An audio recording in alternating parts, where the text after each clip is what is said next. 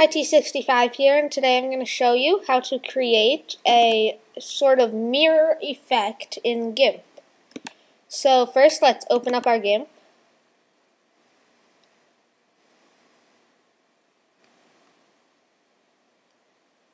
And then we can do File, and then we're going to open the image that we made in the previous episode. So logo, right here. Okay, so and now we want to go to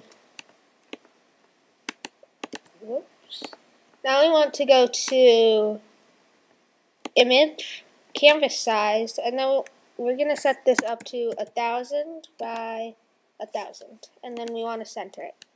Okay, so now we have our image. We can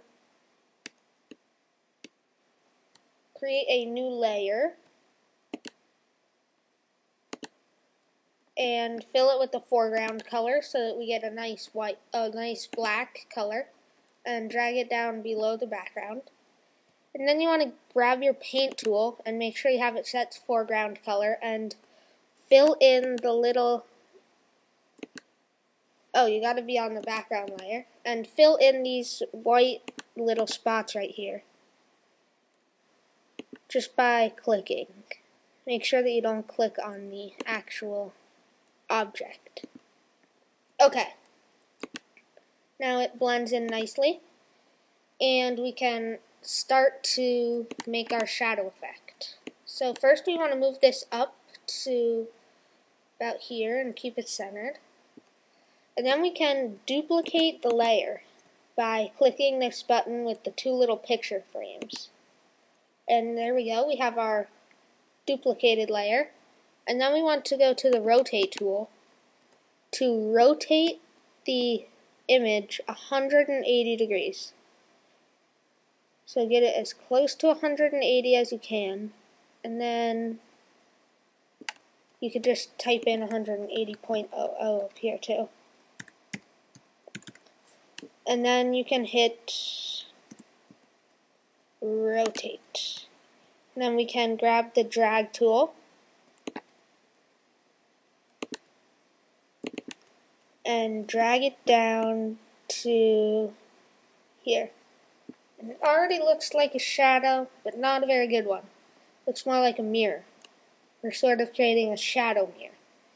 And so then you want to turn the opacity down to about 60–55%, depending on what you're doing and how you want the shadow to stand out. I'm going to turn mine down to about 48.5.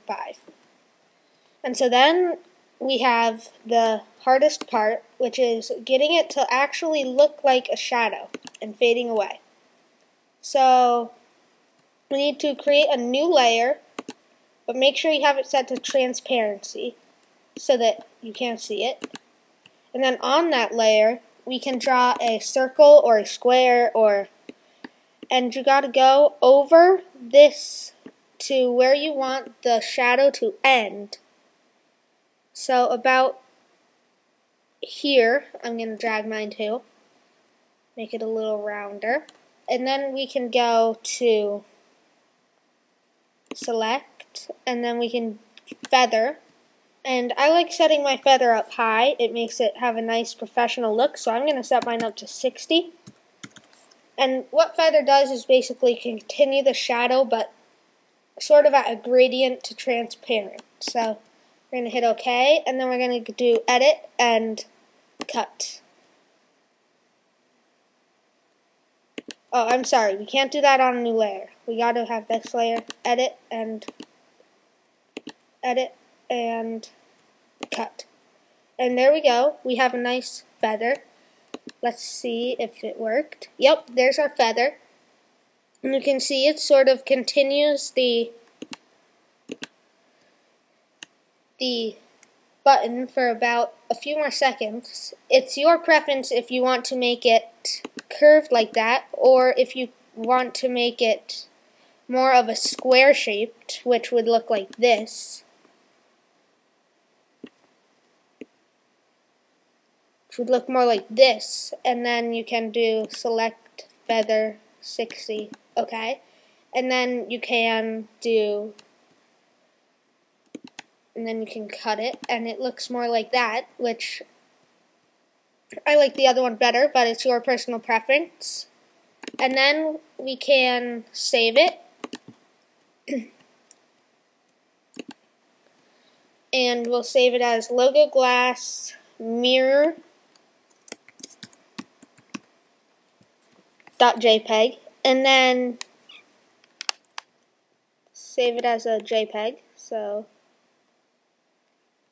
and then we can just hit save and make sure that we export it to 100% quality. And there we go. And this is our finished product. Our glass logo mirror effect. Looks very nice. You could do that with an image or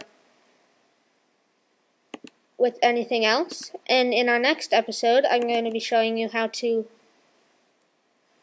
make nature to look like a professional Dell screensaver. Thank you for watching.